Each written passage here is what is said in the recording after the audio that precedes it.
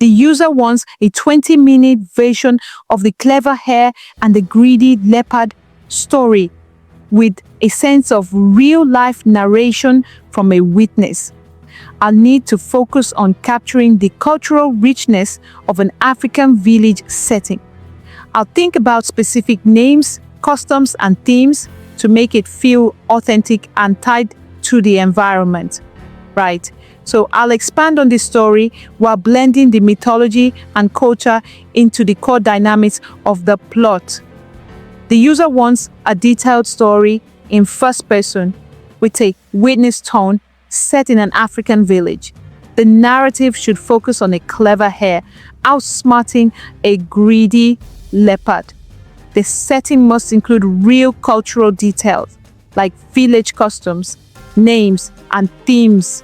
I'm thinking of creating a title like The Day of the Cunning Trick and the Greedy Roar, and grounding the setting maybe in an Igbo village. I'll ensure the story spans 20 minutes, detailed but not overly long. The challenge is balancing detail with the need for it to be engaging. The user is asking for a detailed narrative set in an African village about the clever hare and the greedy leopard. The story needs to use first-person narration with names like Chidi, Eze, and Okwudili. I'll describe village life, rituals, and beliefs, and include realistic dialogues such as "we said to one another." The plot will focus on the hare's plan to trick the greedy leopard in a natural, believable way. I'll avoid making it too mythic, keeping it grounded in real-life village events.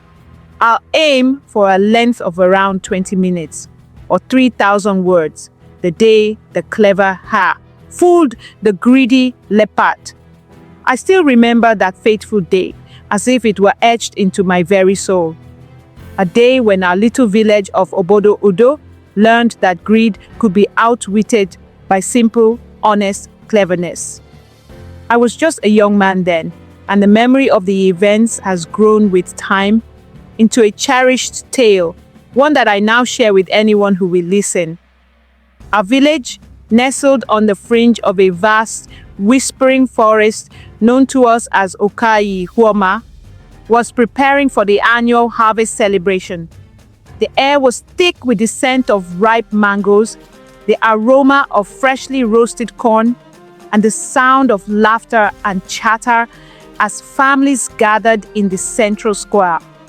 Women draped in vibrant wrappers, their heads tied in intricate head wraps of rich reds, deep blues, and bright yellows, bustled about, setting up stalls laden with food and crafts. Men, clad in simple agbada or loose tunics, exchanged greetings and blessings, their faces beaming with pride at the bounty of the land. Yet beneath this joyful veneer, trouble was brewing. For weeks, whispers had spread about a certain leopard that had taken up residence on the outskirts of our village. A leopard whose greed knew no bounds. This magnificent creature, known to us as Eze Okpara, had been seen prowling near the livestock pens and even on occasion lurking near the communal granary.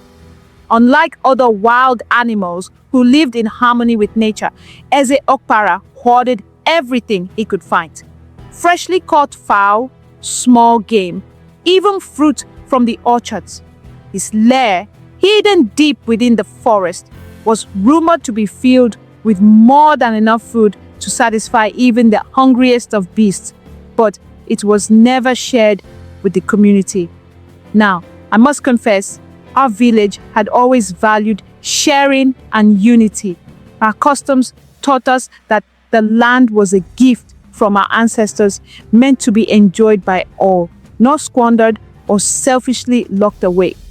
The elders, with their wise and weathered faces, would often say, "Okenye, na aza nke nta." The elders are the keepers of the small things. In our hearts, we knew that if one among us began hoarding the blessings of our land, the delicate balance of our community would soon be disrupted. It was during one sweltering afternoon with the sun high in the sky and the air shimmering with heat, that the issue reached its boiling point. A group of our village youth, frustrated and hungry from the meager rations that the greedy leopards hoarding had caused, gathered near the edge of the forest. Among them was a clever little hare, known simply as Nabu. Now, you might wonder, how does a hare come into a village tale? In our folklore, every creature, no matter how small, has a part to play in the grand tapestry of life.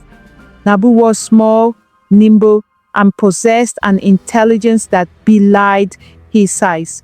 Many believed he was blessed by the trickster spirit Chukwu Agwu, who often took the form of a hare in our stories.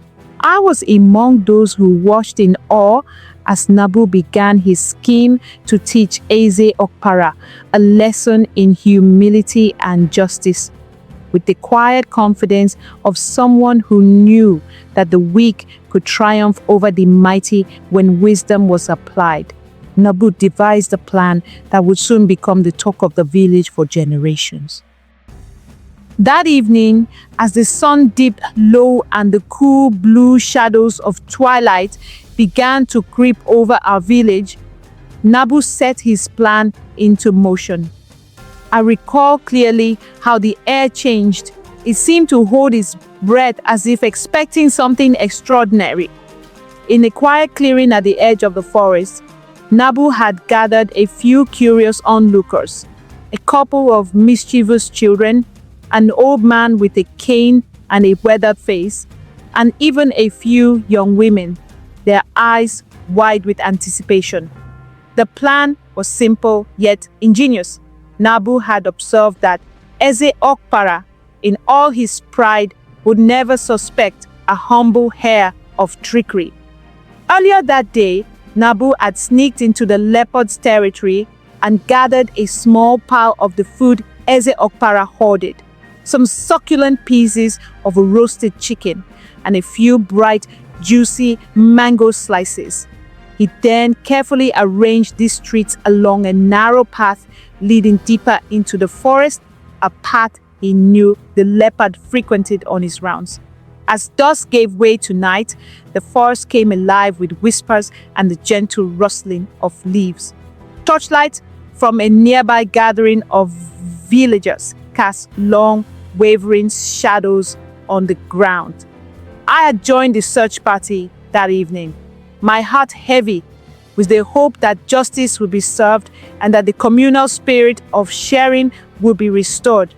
Not long after, as if drawn by fate, a low rumbling growl echoed through the trees. Eze Okpara emerged from the forest's edge, a magnificent creature with golden fur glistening under the moonlight and dark rosettes marking his proud coat. His eyes, full of self-assured hunger, swept over the arranged food, and his ears perked as he detected an unfamiliar scent mingling with the usual aromas of his horde. In a flash, the leopard began to follow the trail that Nabu had so cunningly set. I remember the collective hush that fell over our group as we watched from a distance, hidden behind the copse of trees near the village. The leopard's heavy paws padded silently over the soft earth, and his nostrils flared as he picked up each scent. For a moment it seemed as though he might indeed reclaim his stolen bounty.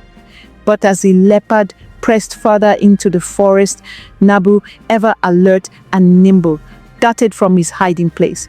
With a sudden burst of energy, he leaped in front of Eze Okpara's path, causing the mighty predator to skid to a halt. The moment was electric. Time seemed to suspend as the proud leopard glared down at the little hare, whose eyes shone with mischief and intelligence. Oh, what trickery is this?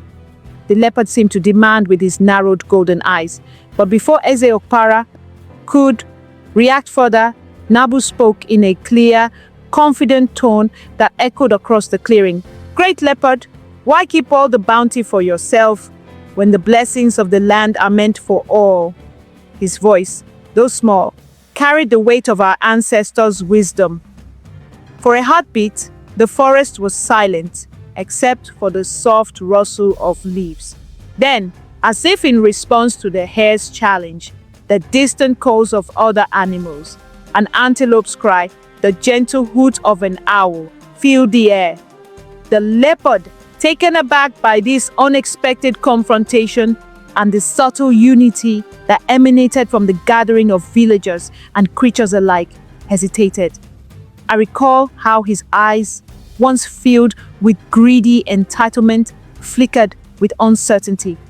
The clever hare had planted a seed of doubt, suggesting that nature itself favored sharing over selfishness. The moment stretched on, the tension so thick you could almost taste it in the cool night air. In that pause, the message was clear. Greed, no matter how mighty, would not prevail in our land of communal harmony. Slowly, Eze Okpara turned away, his pride wounded, but his hunger unfulfilled.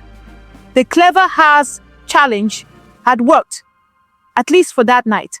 The leopard's hoard was left untouched, and the bounty of the land would once again be shared among all.